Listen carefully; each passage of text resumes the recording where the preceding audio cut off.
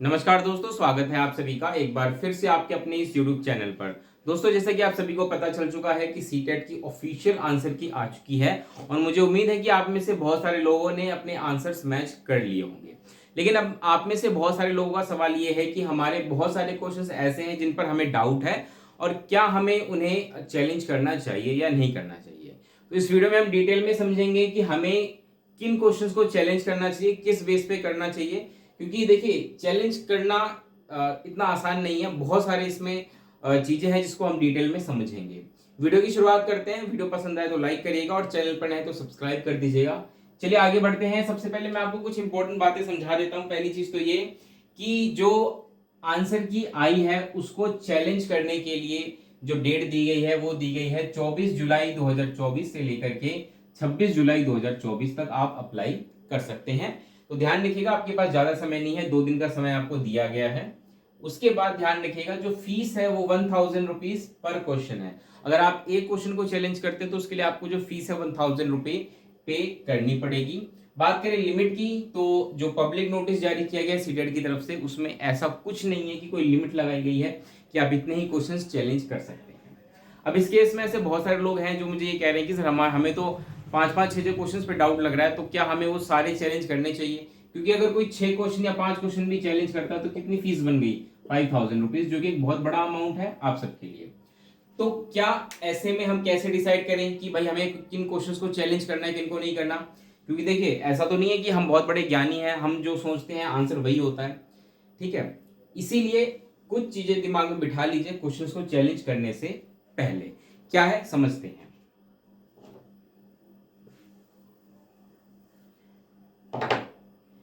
एक चीज का ध्यान रखिएगा कि जो आपको आंसर की डाउनलोड करनी है वो कैसे करनी है, आप सभी को पता होगा मुझे उम्मीद है। आपको अपनी अपने रोल नंबर और डेट ऑफ बर्थ से लॉगिन करना है सबसे पहले। वो तो आपको पता ही होगा, जो आपका रोल नंबर है वो और जो डेट ऑफ बर्थ है उससे आपको लॉगिन करना है। लॉगिन करते ही आपके सामने जो पेज खुलेगा उसमें आपको वहां पे आंसर की का लिंक दिखेगा, साथ के साथ ओएमआर शीट का लिंक भी आपको दिख जाएगा। तो मैं आपको कहूंगा कि आप दोनों ही चीजें डाउनलोड करिए, आंसर की और ओएमआर शीट। ऐसा मैं क्यों कह रहा हूं कि आपके दिमाग में है कि भाई मेरे इतने क्वेश्चंस, मुझे दिक्कत लग रही है कि भाई इसका ये हो सकता है, इसका वो हो सकता है। ऐसा कई बार इस वजह से भी होता है। छोटी छोटी चीजें हैं लेकिन आपको लगेगा कि मैं क्या बता रहा हूं, लेकिन ये बहुत बड़ी दिक्कतें आपको पैदा कर सकती हैं। देखिए, कई बार क्या होता है कि हम क्वेश्चन पेपर पे, जब हम पेपर अटेम्प्ट करते हैं तो हम क्वेश्चन पेपर पे मार्क लगा देते हैं कुछ, और कई बार उस दौरान हम सोचते हैं कि यार अभी थोड़ा डाउट है, इस क्वेश्चन को बाद में करते हैं। अब हमने मार्क तो कर दिया, अब वापस से जब क्वेश्चन पे आते हैं तो हमें लगता है कुछ और आंसर है, और फिर हम जो ऑफिशियली फाइनली जब हम उसमें मार्क करते हैं ओमेट शीट में तो हमारा आंसर कुछ और होता है, जबकि हमने टिक कुछ और कर दिया। अब इतने दिनों बाद वापस से आप उस क्वेश्चन पेपर को उठाएंगे, आपको लगेगा कि मैंने तो ये टिक किया है, आंसर की में वो आंसर है। तो ऐसे क्या है कि डिफरेंस क्रिएट होगा।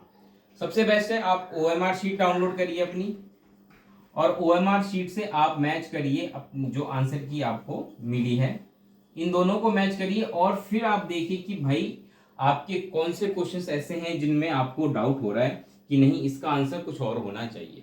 तो पहला क्राइटेरिया होगा कि आप ओएमआर शीट से मैच करेंगे, ना कि अपने क्वेश्चन पेपर से। ठीक है, जो क्वेश्चन पेपर में आपने टिक लगाए हैं उससे मैच ना करके ओएमआर शीट से मैच करिए। टाइम लगेगा काफी, नो डाउट, क्योंकि अगर आप ओएमआर शीट में पहले क्वेश्चन को देखेंगे, आपने ए बी सी क्या मार्क किया, मान के चलिए सी मार्क किया है, फिर आपको क्वेश्चन पेपर में देखना पड़ेगा वो सी ऑप्शन क्या था, फिर आंसर की देखनी पड़ेगी, और फिर इस प्रकार से आपको चीजें एक एक चेक करनी पड़ेगी। तो प्रोसेस लंबा होगा, कोई बात नहीं, टाइम लीजिए, लेकिन अच्छे से इस चीज को चेक करिए। आई होप आप पहली बार समझ गए होंगे। दूसरी चीज जो मैं आपको समझाना चाहता हूं, फॉर एग्जाम्पल मान के चलिए कि आपने इस प्रकार से, मान के चलिए 5 क्वेश्चन आपने शॉर्ट लिस्ट कर दी कि भाई मुझे इसमें दिक्कत हो रही है और मैं इसको चैलेंज करना चाहता हूं। अब उन 5 क्वेश्चन को चैलेंज करने से पहले एक चीज और देखिएगा। एक तो होता है हिंदी, हिंदी उसका, हिंदी में क्वेश्चन क्या है और इंग्लिश में क्वेश्चन क्या है। ठीक है, दोनों को चेक करिए, दोनों का ट्रांसलेशन देखिए सेम है या नहीं।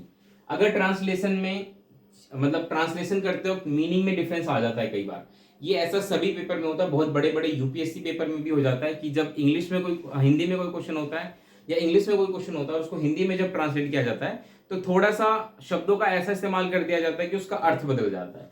तो इसीलिए नेक्स्ट चीज आपको देखनी है ट्रांसलेशन, कि इंग्लिश में क्या क्वेश्चन है, हिंदी में क्या क्वेश्चन है। अगर मीनिंग में डिफरेंस आ रहा है क्वेश्चन के, तो आपको हमेशा इंग्लिश वाला जो ट्रांसलेशन है उसको प्रीफर करना है, क्योंकि in case of conflict in Hindi and English they will always prefer English translation. तो इसलिए आपको इंग्लिश में देखना है कि उसका क्या अर्थ बन रहा है और उसके हिसाब से आपको चेक करना है कि इसका आंसर क्या होना चाहिए। ठीक है, सेकेंड क्राइटेरिया आप समझ गए। अब जो तीसरा इंपॉर्टेंट चीज आपको देखना है, जब आपने क्वेश्चन शॉर्ट लिस्ट कर लिए हैं तो उसके बाद आप क्या करेंगे, थर्ड नंबर पे आप ये करेंगे कि उन क्वेश्चंस को चैलेंज करने से पहले आप किसी समझदार व्यक्ति के साथ उसको डिस्कस करिए। वो कोई भी हो सकता है, आपके दोस्त, आपसे बड़े, या जिससे आप कोचिंग ले रहे हैं वो, उनके साथ डिस्कस करिए। ठीक है, कि भाई मेरे को ये लग रहा है इसका आंसर क्या हो सकता है। क्योंकि देखिए हम सभी इतने इंटेलिजेंट, इतने विद्वान तो है नहीं, हम सबसे गलतियां होती हैं। कई बार क्वेश्चन को समझने में गलती हो जाती है, कई बार हमारा सोचने का पर्सपेक्टिव कुछ और होता है, और जब हम किसी दूसरे व्यक्ति से डिस्कस करते हैं तो वो दूसरा पर्सपेक्टिव भी हमें समझा देता है कि भाई इसका इस हिसाब से भी सोच लो। तो तीसरी चीज कि आपको क्वेश्चन दूसरों के साथ भी डिस्कस करना है कि भाई इसका क्या और कोई तुम्हें आंसर लग रहा है। ठीक है, ये आपको डिस्कस करना है। उसके बाद लास्ट में जब आपको ये भी कंफर्म हो जाए कि नहीं, जिस व्यक्ति से मैंने डिस्कस किया है वो भी मेरे पक्ष में है, और फिर आपको लग रहा है कि नहीं चैलेंज तो मुझे करना चाहिए, तो लास्ट जो आप सबसे इंपॉर्टेंट चीज करेंगे कि आप जो अपना आंसर बता रहे हैं कि भाई ऑफिशियल आंसर की में कुछ और है और मेरे हिसाब से इसका ये आंसर है, तो आप जो भी आंसर क्लेम कर रहे हैं आपको उसके सपोर्ट में कुछ ऑथेंटिक प्रूफ इकट्ठे करने पड़ेंगे।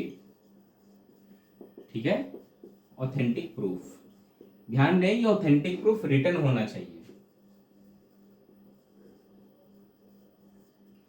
आई होप आप समझ गए होंगे। ऐसा नहीं है कि आपने ऑथेंटिक प्रूफ का पहले मतलब समझिए क्या होगा। ऑथेंटिक प्रूफ का मतलब वो होगा कि ऐसी सोर्सेज आपको देखने पड़ेंगे जहां पे वो जो सोर्स है एक गवर्नमेंट सोर्स हो। कैसे हो सकता है वो, आप गवर्नमेंट की कोई टेक्स्ट बुक देखिए कि भाई उसमें क्या इसके रिलेटेड कोई आंसर है, कुछ स्टेटमेंट है या कुछ है, इस तरीके से गवर्नमेंट सोर्सेज का आपको इस्तेमाल करना है। आप उसके लिए कोई बुक यूज कर सकते हैं, जैसे एनसीईआरटी की बहुत सारी बुक्स हैं। ठीक है, जिसमें कि सीडीपी के बहुत सारे कंसेप्ट आपको साइकोलॉजी की बुक में मिल जाएंगे। इसके अलावा एनसीईआरटी के अलावा आप ऑफिशियल गवर्नमेंट सोर्सेज में और क्या देख सकते हैं, एनआईओएस देख सकते हैं, बीएड की जो किताबें होती हैं वो देख सकते हैं। इसके अलावा जो एससीईआरटी या डाइट वगैरह में जो पढ़ाए जाते हैं, जो कोर्स कराए जाते हैं, जैसे डीएलएड वगैरह हो गया। ठीक है, ध्यान रखिएगा ये मैं सिर्फ ऑफिशियल बुक्स की बात कर रहा हूँ।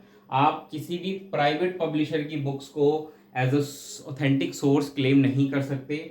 आपको जो भी क्लेम करना है आपको गवर्नमेंट सोर्सेज बुक से उठाना पड़ेगा, और फिर आप उसको क्लेम कर सकते हैं कि भाई इसका आंसर इस बुक में इस पेज नंबर पर ये है, उसी को ऑथेंटिक प्रूफ माना जाएगा। रिटर्न में होना चाहिए। ऐसा नहीं कि आपने किसी टीचर की वीडियो देख ली यूट्यूब पे, उन्होंने कहा कि नहीं इसका आंसर ये नहीं ये होना चाहिए, और उन्होंने अपने विचार व्यक्त कर दिए और आप सोच रहे कि एक ऑथेंटिक प्रूफ हो गया मेरे सपोर्ट में, इसको मैं लिख दूंगा दे दूंगा। वो नहीं करना है आपको। ऑथेंटिक प्रूफ हमेशा गवर्नमेंट सोर्सेज होते हैं, चाहे वो एनसीईआरटी बुक्स हो जाएगी, एनआईओएस हो जाएगी, डीएलएड हो जाएगी, या बीएड की जो किताबें होती हैं, सरकारी किताबें। मैं बार बार आपको रिपीट कर रहा हूँ, गवर्नमेंट सोर्सेज के अलावा और कोई प्राइवेट पब्लिशर नहीं यूज करना। क्योंकि देखिए कई लोग क्या करते हैं, जो प्राइवेट कॉलेजेस होते हैं डीएड और बीएड के, वो अपने प्राइवेट पब्लिशर्स की बुक्स को पढ़ाते हैं, तो उसको गवर्नमेंट सोर्स आप नहीं मानेंगे। ठीक है, आई होप आप समझ गए होंगे। तो किसी भी क्वेश्चन को चैलेंज करने से पहले आपको ये सारे प्रोसेस होकर गुजरना है, क्योंकि फीस बहुत ज्यादा है, इसलिए एक एक क्वेश्चन को समझ के हमें चैलेंज करना है। और मेरे हिसाब से सीबीएसई ने शायद यही सोच के इन्होंने फीस इतनी ज्यादा रखी है कि जो कैंडिडेट है वो केवल सीरियस क्वेश्चंस को ही चैलेंज करें। अब किसी को 5 क्वेश्चंस में डाउट आ रहा है कि भाई उसके हिसाब से 5 के आंसर कुछ और लग रहे हैं उसको, तो इसका मतलब वो थोड़ी 5 के 5 चैलेंज कर दे। अगर मान के चलिए फ्री कर दिया जाए कि नहीं भाई फ्री है, आप जितने मर्जी उतने चैलेंज करो, तो 150 के 150 क्वेश्चन चैलेंज कर दिए जाएंगे सीबीएसई को। तो ऐसे में सीबीएसई पागल है, वो बैठ के वही करती रहेगी, अपने ही आंसर्स को बार बार क्रॉस चेक करेगी। वो नहीं करना है। तो इसीलिए इन सारे प्रोसेस से गुजरिए, उसके बाद फाइनल करिए कि आपके 1 क्वेश्चन 2 क्वेश्चन 3 क्वेश्चन कितने बन रहे हैं। अब चाहे आपके 5-10 जितने क्वेश्चन बन जाते हो, इस प्रोसेस से होकर गुजरने के बाद बेशक 5-10 क्वेश्चन आपके डाउटफुल हो, आप सबके सब डालिए चैलेंज में।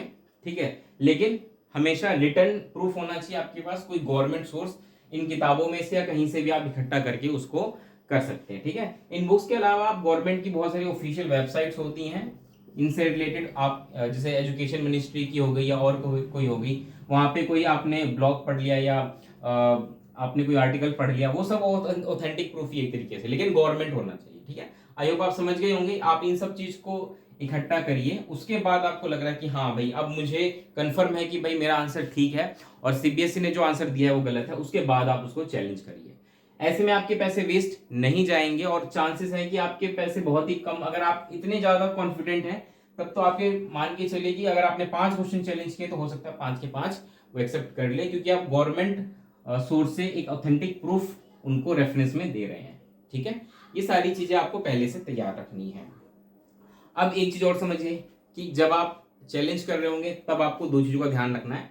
पहली चीज तो यही है कि भाई आपके पास ये गवर्नमेंट सोर्स आ गया। एक मिनट,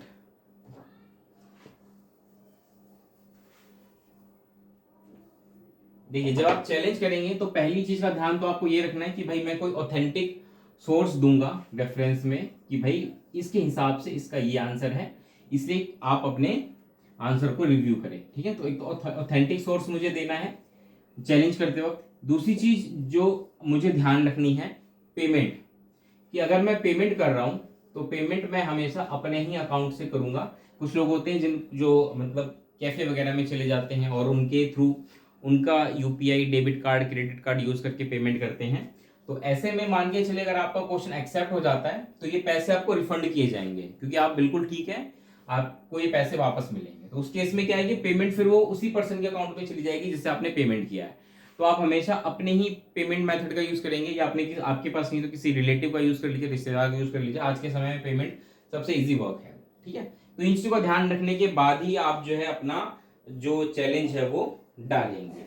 अब जो सबसे इंपॉर्टेंट एंड लास्ट क्वेश्चन ये है, वो ये है कि देखिए चलिए ठीक है, अब 2 दिन तो आपको मिल गए चैलेंज करने के लिए, और 99% ये है कि लोग चैलेंज करते हैं इसमें, ऐसा नहीं है कि कोई चैलेंज नहीं करता, सभी बच्चे इसमें चैलेंज करते हैं। सभी इन द सेंस कि मान के चलिए कि कम से कम नहीं तो 10% लोग तो ऐसे हैं जो चैलेंज करेंगे किसी ना किसी आंसर्स को लेकर के। तो ऐसे में सीबीएसई के पास भी बहुत सारे चैलेंजेस आते हैं। तो ऐसे में क्या रिवाइज्ड आंसर की आती है,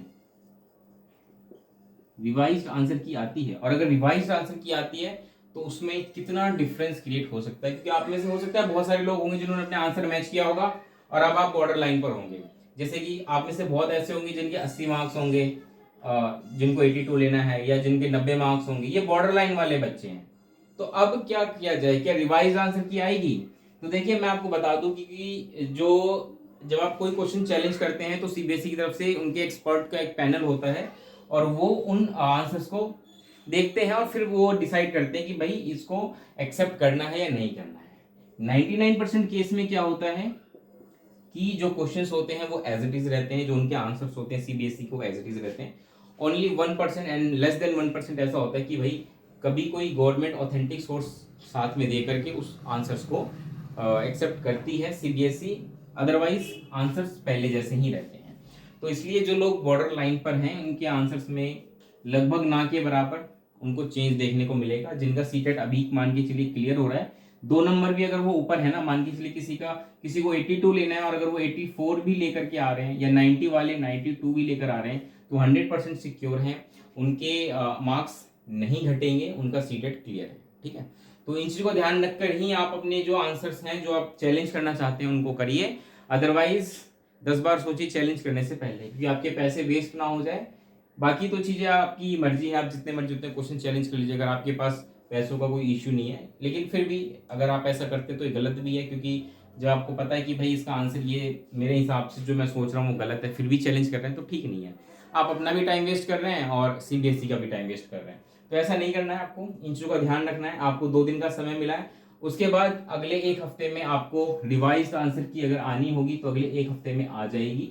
अदरवाइज आपको सीधा रिजल्ट देखने को मिलेगा अगले 3 हफ्तों में, 3 वीक्स में आपको रिजल्ट देखने को मिल जाएगा। ठीक है, तो इसी के साथ मैं वीडियो को यहीं पे रखता हूं। लेकिन आप सब प्लीज मुझे अपने कमेंट में जरूर बताइए कि आपके कितने मार्क्स आ रहे हैं। कमेंट सेक्शन आपके लिए खुला है।